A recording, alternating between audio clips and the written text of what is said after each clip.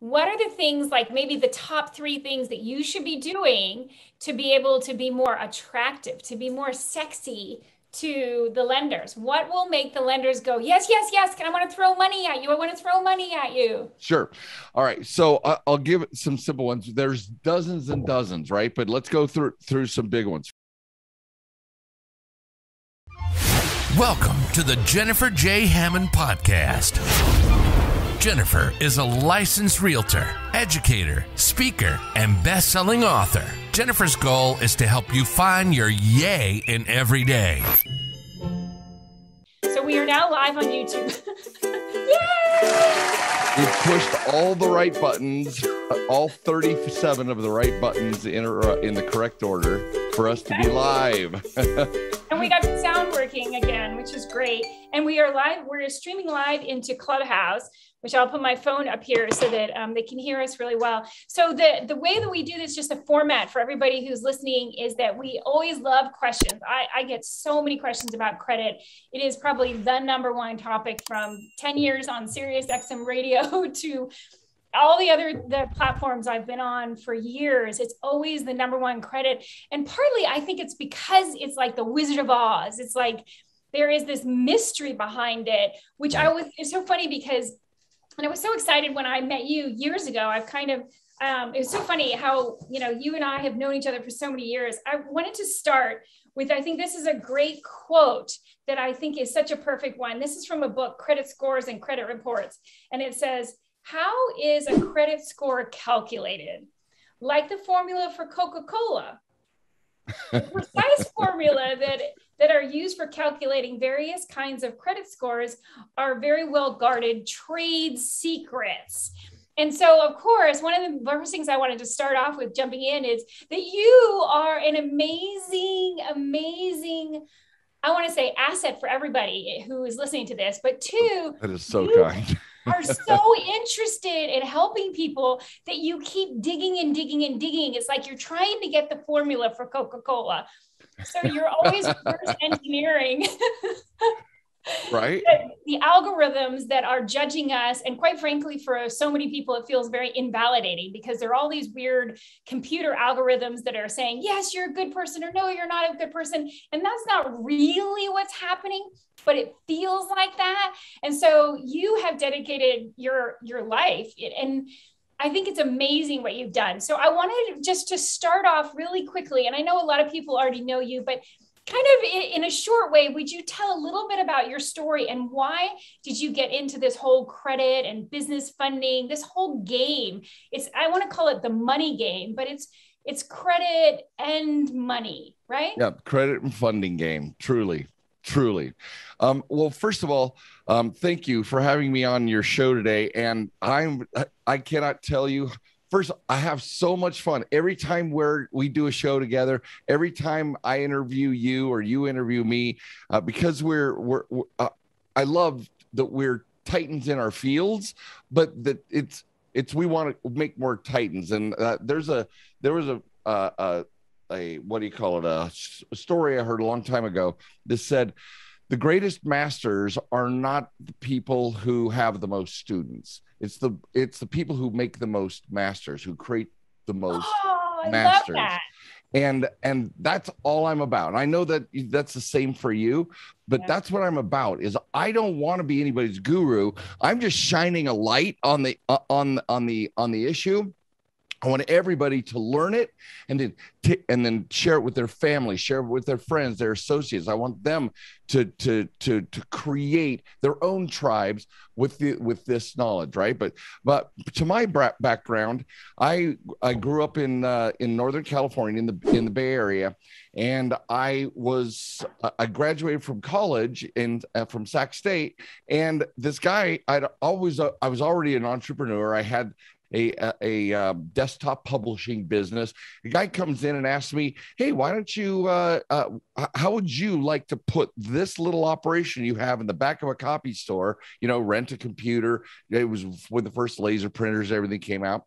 He said, would you like to do this to all my franchises? I'm like, there were 26 of them at the time. We grew it to about 87. And so it was my first taste of working with entrepreneurs, because small business owners couldn't afford to these massive printing presses and all this stuff for themselves. So they came into my shop, printed out on the new laser printers, their graphic designs, their brochures, and then they'd go to the front of the copy store and produce them. Well, I sold my interest in that part of the business and was sitting on some cashola. I moved back to Utah to be with some friends. Didn't know a soul, just my wife at the time, and my daughter. We moved back, and that's when I met the the gentleman who I would soon start Lexington Law Firm with.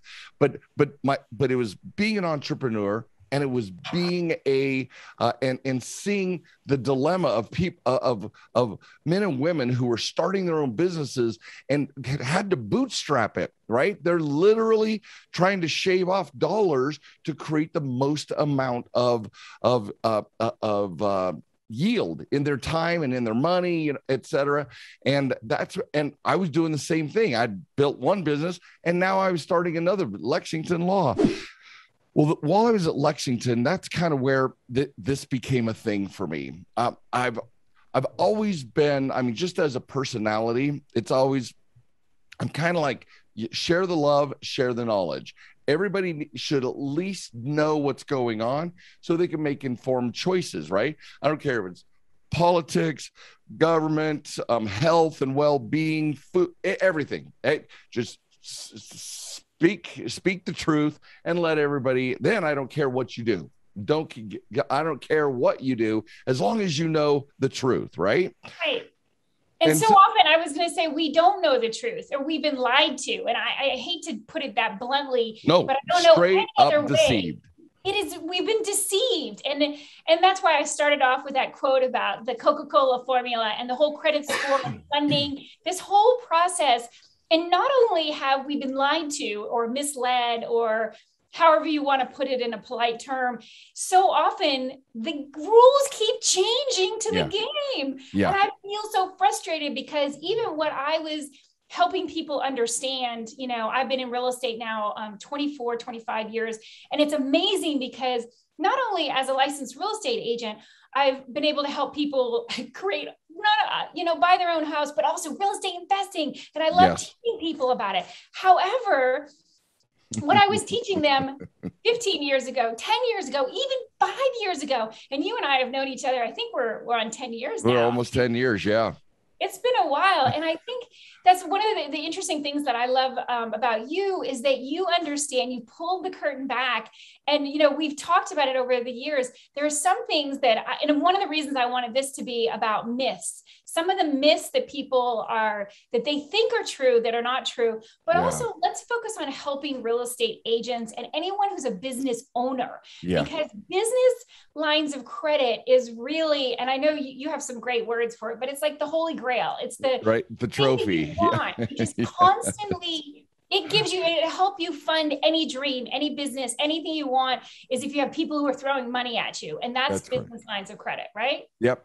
Business lines of credit, because you can write a check and do a deal. Now, well, the first myth let's take on while we go through this process is to understand that credit, there are operators out there, there are businesses out there who are seeking to deceive you by the language that they use. Because everybody wants credit lines, they want to be able to write a check and treat it like cash, do a deal, do whatever, grow your business, right? Pay your payroll or take down a property.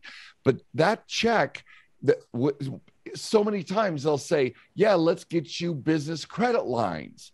Well, what they're actually saying is because some credit cards will call the credit limit on a credit card a credit line. Right. And so these operators, they should know better. And I call you out. If you're listening, shame on you, because you're trying to tell somebody they don't necessarily know how to have this conversation yet. Jennifer, that's why we're having this conversation. Yeah. So, and there's a difference between a credit card and a credit line.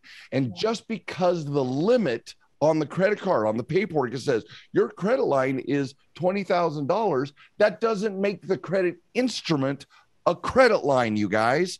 They are lying to you. And since you don't know yet, that's why you're here. That's why you're investigating. Since you don't know yet, they're taking advantage of everybody who hasn't learned to distinguish, hasn't learned how to ask the right questions. Tony Robbins quoted somebody who said that the quality of our lives is determined on the quality of our questions we ask. And so the whole purpose of our spending time together over and every week, we're doing something, Jennifer, you and me, because we have the same priorities, the same values, which is pull back the curtain, share the truth, and let people then, if you want a credit card at 0% interest on your personal profile, and when you use it, your score goes down, your utilization goes up, fine. But at least know what type of credit instrument you're using. Exactly. And that's one of the things that you and I ask you this a lot. And I think it's so important that we define the terms, the words, jargon that we're using. And I want to start again, just from the basics, because again, we're always going to do this as a series, but if we don't start from the basics, and one of them you just said was business lines of credit, but you also, it's really important. You talked about being one of the people who helped found Lexington Law. Lexington Law is doing all sorts of commercials right now about repair your credit. So let's talk about the difference. What is the difference between repairing your credit and, of course, defining that, but in relation to getting a mortgage or a business line of credit versus optimization? Yeah, there's first of all, there's a huge difference. Credit repair is simply, traditional credit repair is the act of you or somebody else. In this case, it was Lexington Law on behalf of consumers. You write a dispute letter, you look at your credit report, you outline there's three terms under which something cannot be listed on your credit profile. One, it's inaccurate, meaning it's even if it says something as simple as your balance is on your bank, your balance says that you have a $500 balance on your credit card. But if the credit reporting, it says it's $450, and you look at your statement and you look at your credit report and there's a difference, that's inaccurate. The second one is that, and it can be dates, there's 17 plus different things for you to check. The next one is there is what's called erroneous. Error is the root word. It's an error, meaning it is not even supposed to be listed on your credit report. You never had a bankruptcy, but somebody with your same name has a bankruptcy and it ended up on your credit report. That's erroneous. So accurate, erroneous, or unverifiable, meaning the account information associated with your personal identity information, if it cannot be identified as belonging to you as an identity, or like back in the day, a countrywide mortgage was a huge thing back in 2008. We remember the days. Those of us who are some of us listeners weren't even born yet, but just kidding. So in 2008, Countrywide was bought by Bank of America, right? And so Bank of America gathered all of these records, but they kept them in separate systems. They did not input them into the separate system, or they didn't input them into the Bank of America system. And so they just rebranded. Well, if you wrote a dispute about a mortgage to Countrywide, for a period there, they were not spending a lot of time verifying the accuracy of those records because Bank of America was too busy doing the work of taking all these mortgages in under their umbrella. And so if it's not verifiable is the third reason why something can be removed from your profile.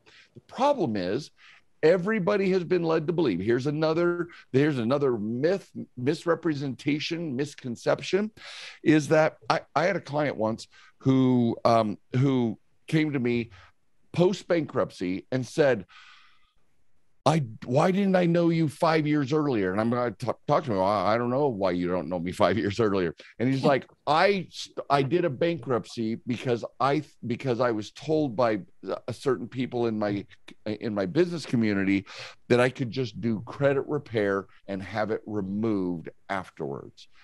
There is not a guarantee of removal of negative items through the credit repair process, the disputing process. And so misrepresentation number one is credit repair doesn't solve problems. It may help you get rid of the low-hanging fruit off of your credit profile, but you guys, it isn't a magic, it's not this magic bullet. It does not ensure that you can make mistakes or something will be victimized, financially harmed, and then go, wipe the slate clean. That is rarely the condition. The other myth, go. Well, I was going to say, one of the myths that you see so often out there right now is these companies, and maybe you will name them, wink, wink, that say, oh, you could just pay us, blah, and we will get you a whole bunch of points, just like that. Yes. What's that about? What is that a myth? Right. Is that a lie? So is that partial truth? That's the second misrepresentation. That's the second outright lie. They'll say, we can help you add 20 to 100 points in the next 90 days. Yeah. All right. And now people are like, oh, well, should I believe that? That is the wrong question to ask. Ask yourself. The question is, do points matter? Right. And because everybody out there sells points, raise your credit score, buy a trade line, become an authorized user. My points go up. My points go up. My points go up. Points don't matter. Your credit score doesn't even get involved in the credit approval process until after you are approved. You guys, I cannot jump up and down strong enough. Your credit score is meaningless until after you are approved. Then your credit score is used to determine the interest rate, the term of the loan, whether you get a credit line that's a 3-year or a 7-year credit line, or your interest rate and the amount they're going to approve you. Do they want to give you $2,000 or do they want to give you $20,000? That's what your score is used for.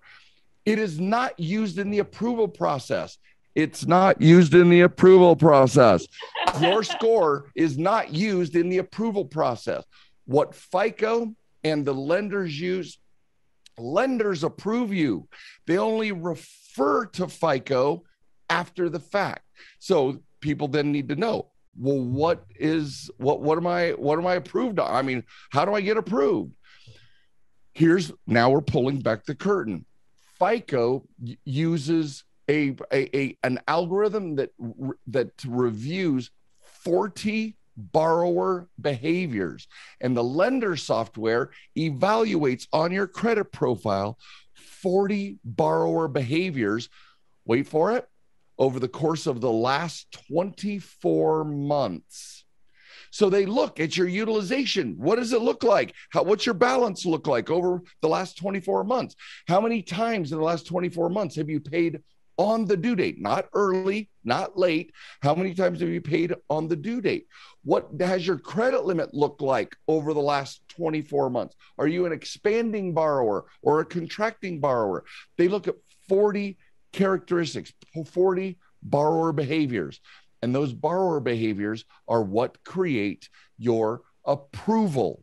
Then once they go, I trust this man or this woman with my money, how much should I give them? What interest rate should I charge? And how long should the term be? Guys, that is the truth of this process. But yet you will walk away from, you're likely to walk away from this conversation and then see an ad and you'll have that dopamine hit when somebody says, I'll raise your score 100 points. I don't care. And the lender doesn't care. The points only matter if you get the approval. So I've had, and you know this, I've been at live events, virtual events. People come up to me all the time. They're like, hey, I have an 800 plus credit score. Why won't people give me money? And I'm like, because they don't care about your 800 plus credit score. When they run an inquiry and review your 40 borrower behaviors, you're not a good borrower for risk purposes. You're not a trustworthy borrower yet. Your score just means that you will qualify for whatever type of credit you already have. And so many borrowers have low value, and now we're getting into lots of technical terms, but low value credit profiles. You got retail cards on there, you got gas cards on there, and you got Capital Ones and Discovers and American Expresses on there. And those are low value cards. They're not national bank cards. Those are marketing organizations. And so let's talk about that, because you go through the airport and they're constantly trying to sell you, hey, you can have a business credit card, and it's, with Southwest Airlines or American Airlines or whatever. And guess what? We're also going to give you a fuzzy teddy bear. And I do know that you have become almost violent with the free stuffed animals, because they're trying to get the grandmas and the grandpas to take home a teddy bear to their grandchildren, right? Because they're saying this teddy bear, or even the department stores, hey, you'll get 10% off of your next purchase if you apply. But the very card you're applying for is a junk card. And everybody listen, FICO downgrades every mall store or retail card and calls it a consumer finance account. A consumer finance account. And those finance accounts downgrade the value of your profile to lenders, just like going to a cash advance, getting an inquiry to cash advance, the worst possible inquiry you can have. You get an inquiry at, forgive me, I'll just say any retail store. If it's at a mall, a strip mall or a big box mall, there are different values of inquiries, because you're literally saying, oh, by the way, I'm acting like a consumer, so please downgrade my score with the inquiry and if I get approved. And so let's reverse that for a minute. So if you are a real estate agent or a business owner, an entrepreneur of any nature, and you want business, you want to be building up your business lines of credit, and you've already said this kind of in the reverse, but let's go directly at it. What are the things, like maybe the top 3 things that you should be doing to be able to be more attractive, to be more sexy to the lenders? What will make the lenders go, yes, yes, yes, I want to throw money at you. I want to throw money at you. Sure. All right. So I'll give some simple ones. There's dozens and dozens, right? But let's go through some big ones. First of all, everybody says, yeah, you need to keep your balances on your personal credit cards. You need to keep your balances at 30% or lower, right? 30% is barely enough for a lender to consider you. If you're a stellar borrower, whether or not they might even give you a credit limit increase, but you're not using those balances. You're not telling future lenders that you are a spectacular borrower. It's 10% or less is the balances you should carry. Well, you should never carry a balance. Pay it off to zero. What should be there is, I don't know, 5, 7, 10% should be reported to the bureaus. And if you don't know, what I'm saying, there's a way to report a balance to the credit bureaus and pay it to zero every month.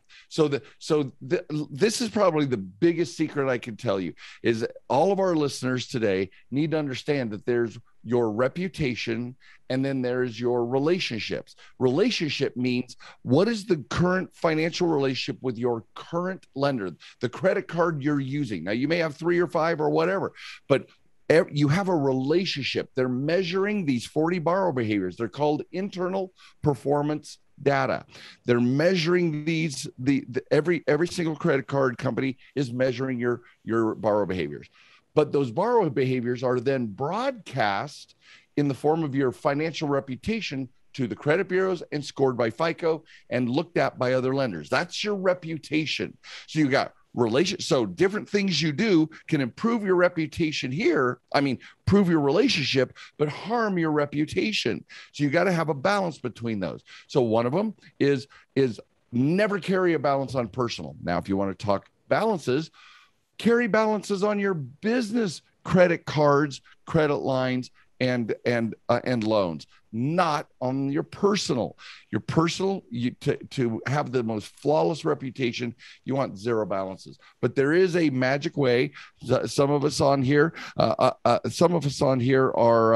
we got Herman and Top Dog and a bunch of my friends who know that there is an insider secret for paying to zero, but broadcasting the perfect balance. We haven't got the time to go through it now. The second thing I would do, and so many people get frustrated at this, but paying your credit card payment or paying your mortgage or paying your auto loan 2 or 3 days in advance actually hurts your your reputation.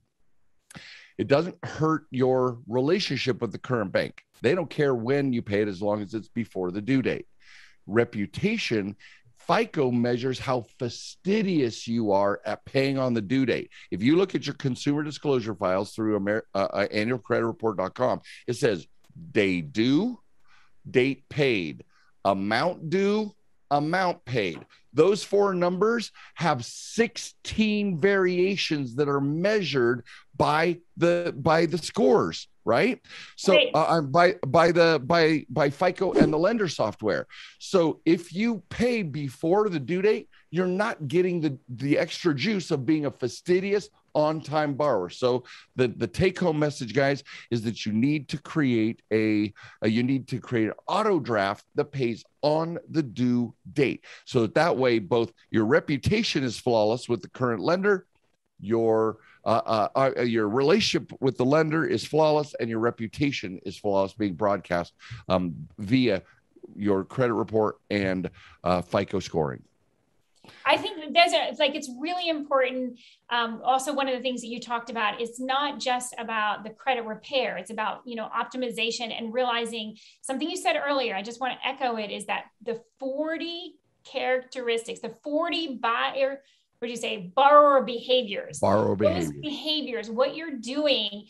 And I think it's a weird thing, because I know some people come from that background of, I just want to pay cash. I don't want to worry about credit at all. And certainly, I just want to have everything at zero. And yet they do want to see you put some money on cards, especially business cards, right? Yeah.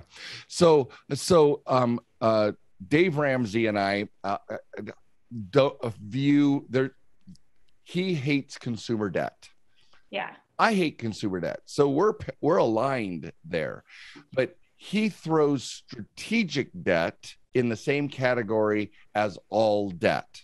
Which is a major thing, because Dave Ramsey and I disagree on a couple major things as well. And I think it's just short-term thinking versus long-term. And I think you said about the 24-month look-back period, they're looking at your behaviors over the last 24 months.